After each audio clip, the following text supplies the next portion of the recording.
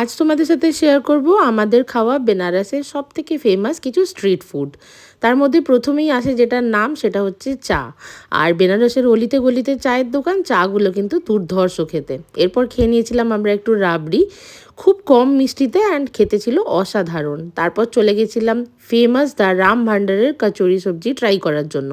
সাথে আমরা জিলিপিও নিয়েছিলাম। এখানের কচুরি কিন্তু সম্পূর্ণ আটা দিয়ে তৈরি, আর সবজিটাও বেশ অথেন্টিক খেতে। আমার তো ভীষণ ভালো লেগেছিল।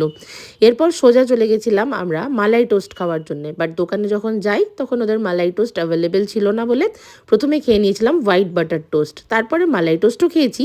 বাট ডেফিনেটলি এই হোয়াইট বাটার টোস্টটা মালাই টোস্টের থেকে খেতে আমার বেশি ভালো লেগেছে। সাথে চা খেয়ে নিলাম। আর হোয়াইট বাটার টোস্টের টেস্টটা এতটাই অসাধারণ যে কি বলবো। এরপর এদিক ওদিক একটু ঘুরে দেখে নিচ্ছিলাম। সত্যি বলতে এখানে স্ট্রিট ফুড নর্মাল দোকানের থেকে অনেক বেটার খেতে হয়। তারপর গেছিলাম কাশি চাট ভান্ডারে। অনেক দিনের ইচ্ছে ছিল এখানের টমাটার চাটটা আমি ট্রাই করব, সেটাও করেছিলাম। সাথে নিয়েছিলাম দহি ভাল্লা।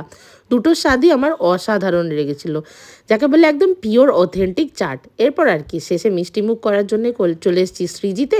এখানে ট্রাই করে নিয়েছিলাম মালাইও, যেটা অসাধারণ, মুখে দিলে পুরো মিলিয়ে যাচ্ছিল।